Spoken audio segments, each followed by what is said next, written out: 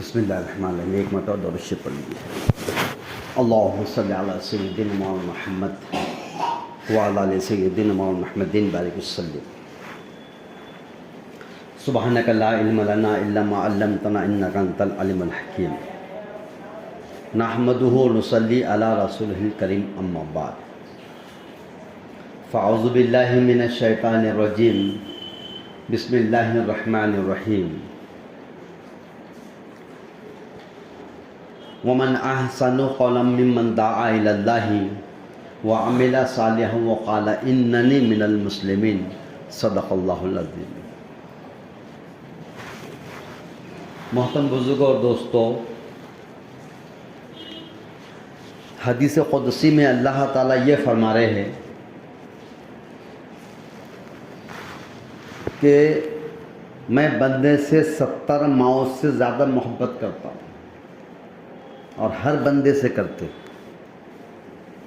ایک ماں کی محبت کا اندازہ ہم نہیں کر سکتے کہ وہ کتنی محبت کرتی ہے اولاد سے. جب اولاد کی جان پر بن جاتی ہے تو ماں اپنی خود جان دے کر بھی اولاد کی جان بچا لیتی ہے، لیکن وہ یہ گوارا نہیں کرتی کہ میری آنکھوں کے سامنے میرے جگر کا پارا اس کو کوئی تکلیف پہنچے، اس کو کوئی کانٹا چبھ جائے یا اس کی جان پہ کوئی آئے. یہاں تک کہ وہ مرنا پسند کریں گی لیکن اپنی جگر کو تکلیف میں دیکھنا پسند نہیں کرتی. یہ دنیا کی محبت، ایک ماں کی محبت اپنی اولاد سے. لیکن 70 ماؤں سے زیادہ اللہ محبت کرتے ہیں بندے سے. اور اللہ یہ چاہتے ہیں کہ میرے بندے دنیا میں بھی کامیاب ہو جائے اور آخرت کی زندگی میں بھی کامیاب ہو جائے. کون چاہتے؟ اللہ چاہتے. اب ہم کو بھی چاہنا پڑے گا کہ ہم کامیاب کیسے ہو جائیں. اگر ہم یہ چاہتے ہیں کہ دنیا میں بھی ہم کامیاب ہو جائے اور آخرت کی ہمیشہ کی کامیابی ہم کو ملے، تو اسی لیے اللہ رب العزت ہم سب کو اللہ نے مبارک دین دے کر بھیجا ہے. اس دین پر عمل کرنے کی ذمہ داری ہماری ہے، اس دین پر چلنے کی ذمہ داری ہماری ہے، اس دین کو دوسروں تک پہنچانے کی ذمہ داری ہماری ہے. وہ دین آپ کی میری زندگی میں، انسانوں کی زندگی میں ہوگا تو پھر اللہ تعالیٰ دنیا میں بھی کامیاب کریں گے اور آخرت میں بھی کامیاب کریں. اب دین کیا ہے؟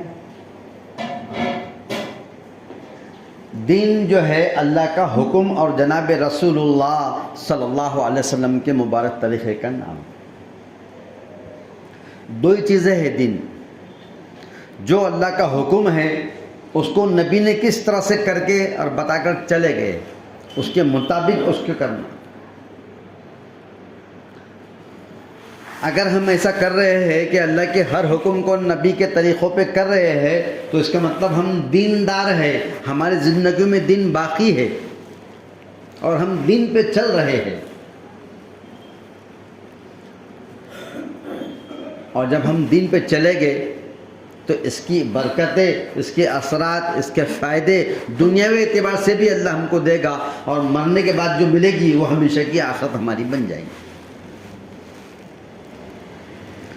دنیا میں کوئی بھی شخص چاہے جس مذہب کا ہو، ناکامی کو دیکھنا کوئی پسند نہیں کرتا، کامیابی سب کو پسند ہے. کوئی ناکام ہونا نہیں چاہتا، کامیابی کے لیے سب کوشش کر رہے. کوئی مرنا نہیں چاہتا، جینے کی سب کوشش کر رہے.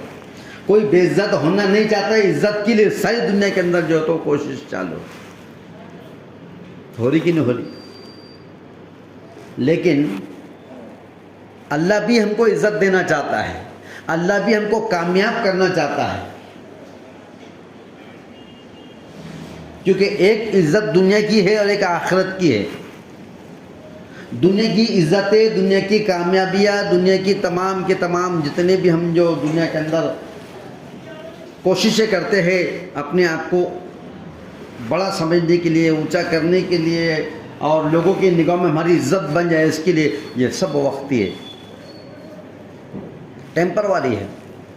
دائمی عزت اللہ کے پاس ہے اور ہمیشہ ہمیشہ کی عزتیں اللہ دیں گے، آخرت میں دیں گے. شرط یہ لگائے کہ دنیا پہ دین پہ چلو.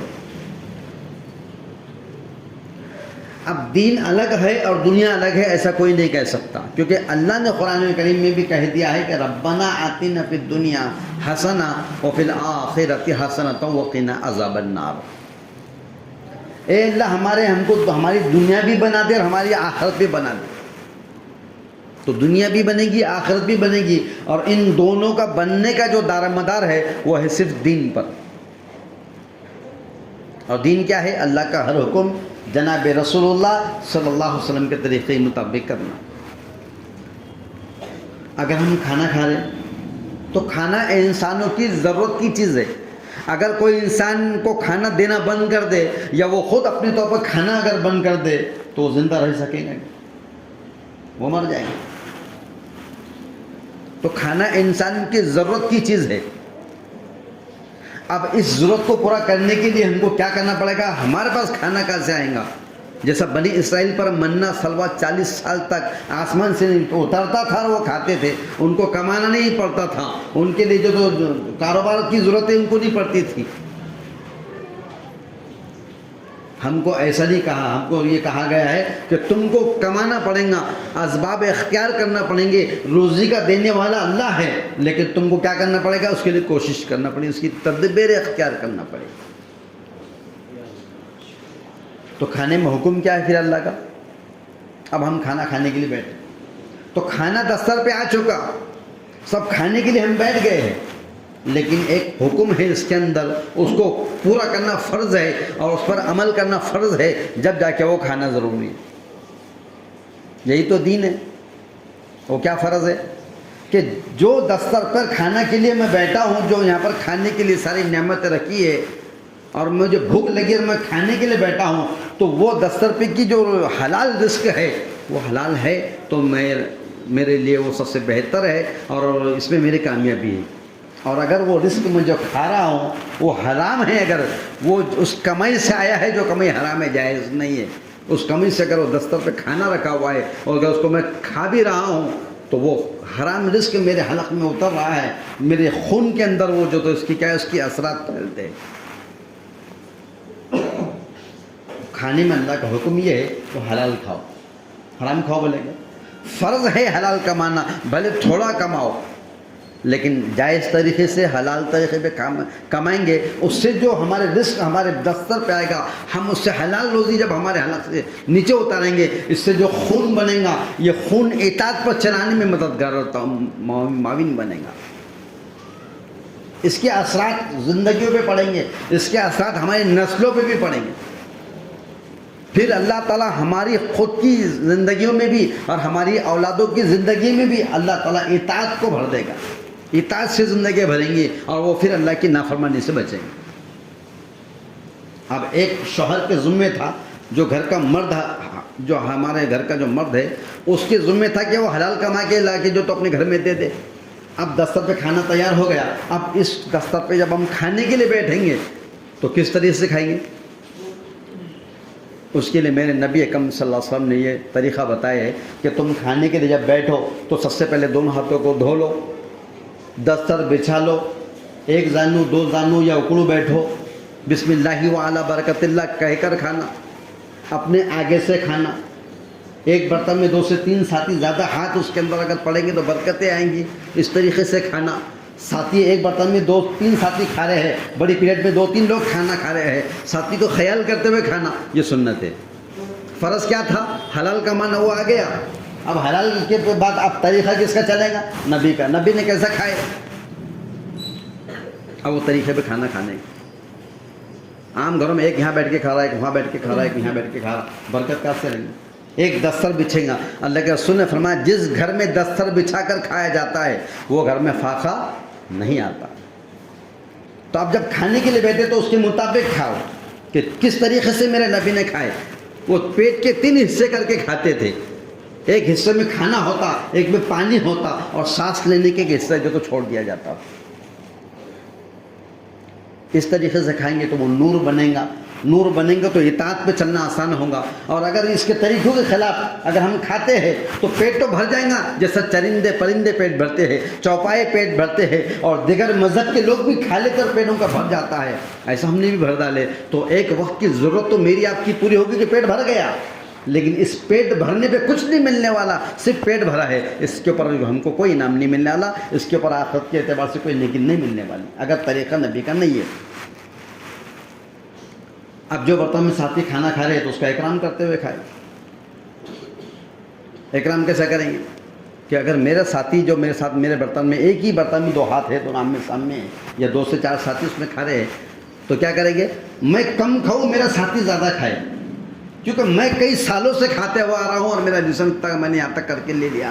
اب اگر میں تھوڑا 2 نوالے کم کھا کے میرے ساتھی کو اگر میں چکھ لا دوں, وہ دل سے اس کی دعا نکل جائیں گی اور میری آخرت بن جائے گی, اللہ راضی ہو جائے گا. اس نیت سے کھلائے. جب وہ کھائے گا تو اس کے دل سے دعا نکلیں گی تو ہمارا مسئلہ حل ہو جائے گا. ہم کیا کریں؟ کھانا کھا رہے ایک برتن میں 2 ساتھی, اور کھاتے کھاتے جو تب 2 ڈلیاں اگر آ گئی تو کیا کریں؟ اس کو دیے نا تو اس کے صاف کرتا, دونوں ڈلیاں صاف کر دے. ابھی 2 ساتھی دونوں کھانا کھا رہے ہیں, 2 ڈلیاں آئی تو کتنی لیں گے؟ ایک لیں گے, ہے نا. اور اگر ایک آئی تو کتنی لیں گی پھر؟ بولو, آدھی لیں گی, نہیں چھوڑیں گی نہیں, جو چاہے کچھ ہو جاؤ, آج تو دیکھتا ہوں میں تو اوپر اٹھاتا کہ میں اٹھاتا. یہ تو ایسا برسوں سے کھا رہے ہم, سالوں سے کھائے, اور وہ کھا لیتے, پیٹ بھر جاتا اور بعد میں چلے گئے, وہ ختم ہوگا. لیکن اس درمیان کا وہ عمل ہمارا, وہ اللہ کو راضی کرنے کی نیت سے کریں گے تو اللہ خوش ہو جائیں گا, تو مسئلہ حل ہو جائے گا. ایک امام, ایک بیچارے مولانا صاحب تھے, کھانا کھاتے بیٹھے, ان کے سامنے مرغے کا ایک لیگ پیس آ گیا. اب وہ سامنے والے کی طرف آ گیا, یعنی ادھر آ گیا, اور وہ ادھر بیٹھے ہوئے تھے, تو انہوں نے پلیٹ کو گھما لیا, اپنے طرف کر دیا. وہ سامنے والا چڑھ گیا, یار یہ میرے طرف تھا, تم نے کہا گھمائے. ارے بولے بھائی وہ مرغا اس کے پیر قبلے کی طرف جا رہے, اب ادھر قبلے کی طرف پیر رکھ سکتا ہے کیا؟ تو اس لیے میں نے اس کو ادھر گھما دیا. تو ایسی حکمت کر کے اپنا پیٹ ہم بھر سکتے ہیں, لیکن نیکی نہیں ملیں گی. پیٹ بھر جائیں گا, وقت گزر جائیں گا, کھا لیں گے, اس کے بعد ہم وہاں چلے جائیں گے جہاں پر جاتے ہیں ساری دنیا, لیکن وہ اس وقت کا عمل ہو سکتا اللہ کو پسند آ جائے, اللہ اس سے خوش ہو جائے. اس لیے اکرام کے ساتھ کھائے. اکرام کیسا کریں گے؟ اکرام یہ کریں گے, ایک پلیٹ کے اندر 4 لڈو تھے اور کھانے والے 3 لوگ تھے. کتنے تھے؟ کھانے والے 3 لوگ ہیں اور پلیٹ میں 4 لڈو ہے. میں نے ہاتھ بڑھا کے دونوں اٹھا لیا, حالانکہ انصاف کے حساب سے کتنا ہونا تھا؟ سوا ہونا, پھر بھی پاؤں بچیں گا. میں نے 2 اٹھا لیا اور یہ دونوں نے ایک اٹھا لیے. یہ 2 سوچنے لگے اگر میں پہلے ہاتھ ڈالتا ہوں تو میرے ہاتھ میں 2 رہتے تھے, اس نے 2 اٹھا لیا. لیکن میں نے 2 اٹھانے کے بعد ایک اس کے منہ میں ڈال دیا, ایک اس کے منہ میں ڈال دیا. وہ حیرت میں رہ گئی, یہ کیا ہوگا؟ یہ سوچے کہ یہ دونوں کھا لیں گا, لیکن اس نے کیا کہا, ایک اس کے منہ میں کھلا دیا, ایک اس کے منہ میں ڈال دیا. تو وہ دونوں اتنے خوش ہو گئے, وہ دونوں کے ہاتھ کے 2 لڈو لے کے دونوں اس کے منہ میں ڈال دیے. تو ایک فری میں جو حق کا تھا وہ بھی مل گیا, اور جو ایکسٹرا تھا وہ بھی مل گیا, اور اکرام بھی مل گیا, اور اللہ بھی خوش ہو کر نیکی بھی مل گئی. اکرام کرتے ہوئے کھائے. تو معلوم یہ پڑا کہ اللہ کے ہر حکم کو, چاہے وہ کھانے والا ہو, پینے والا ہو, سونے والا ہو, تجارت والا ہو, ملازمت والا ہو, جو بھی اگر ہمارے پاس جو بھی ہم جس کو بھی جس عمل کو ہم کرتے ہیں, جس ضرورت کو بھی ہم پوری کرتے ہیں, اس میں صرف 2 ہی چیزوں کو تلاش کرنے کا. میرے اللہ کا حکم اس میں کیا ہے, میرے نبی نے کیسا کرے. میں تجارت کرتا ہوں, میں تاجر ہوں, تو اس کے کیا احکامات ہیں. تجارت کے لیے اللہ کے رسول نے کیا احکامات بتائے, کیا طریقے ہیں, قرآن میں اس کے بارے میں کیا ذکر کیا گیا ہے. اگر ہم کھیتی کریں اس کے بارے میں کیا ہے, اگر ہم کسی کی نوکری کریں اس کے بارے میں کیا احکامات ہے, اگر ہمارے گھر تعمیر ہو رہا ہے ہمارا, اس کے کیا احکامات ہیں, معلوم کرو. تو اس طریقے سے جو بھی اگر ہم عمل کریں گے تو وہ عمل ہمارا کیا بنے گا, پھر ضرورت تو پوری ہو جائیں گی. اور ساری انسانیت اپنی ضرورت پوری کر رہی ہے. ہم ضرورت پورا کرنے کے لیے دنیا میں نہیں آئے. ہم کس لیے آئے؟ ہم کھانے کے لیے نہیں آئے, ہم کمانے کے لیے نہیں آئے, ہم پیٹ بھرنے کے لیے نہیں آئے. ہم اس لیے آئے دنیا کے اندر, وما خلقت الجن والانس الا لیعبدون. ہم نے انسانوں کو اور جناتوں کو اپنی عبادت کے لیے پیدا کیا ہے. یہ تمہارا میرا زندگی کا مقصد عین ہے. یہی مقصد کو سامنے رکھ کے جینا ہے.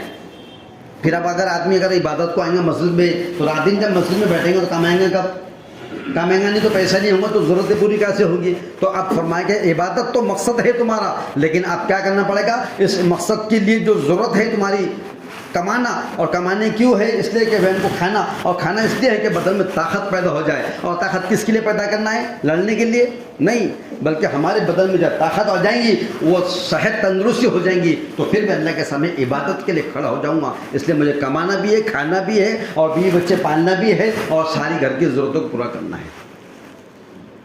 کب؟ جب یہ ساری ضرورتیں حلال طریقے کے مطابق ہوں گی، اس میں سنت طریقے ہو جائیں گے، تو یہ پھر عمل ہمارا دین بنے گا، اور یہی دین میں 100% کامیابی ہے. یہ دین میں کیا ہے؟ لوگوں نے دین کو الگ کر دیا، دنیا کو الگ کر. دنیا اور دین الگ ہے ہی نہیں، کیونکہ اگر دین اللہ کا حکم نماز ہے، روزہ ہے، زکوٰۃ ہے، حج ہے، تو اس کے علاوہ اگر ہم تجارت میں ہے تو اگر وہ سنتوں کے مطابق ہے، اللہ کے حکم کے مطابق ہے، تو وہ بھی عبادت ہے. اگر ہم کسی کے مکان کو تعمیر کر رہے ہیں، اگر ہم مستری ہیں، لیکن وہ کام اگر حلال طریقے سے ہوتا ہے اور ایمانداری سچائی سے پورا امانت داری سے ہو رہا ہے، تو وہ بھی تجارت ہے، وہ بھی جو تو حلال ہے. تو دین اور دنیا الگ نہیں ہے، دنیا اور دین دونوں ایک ہی ہے.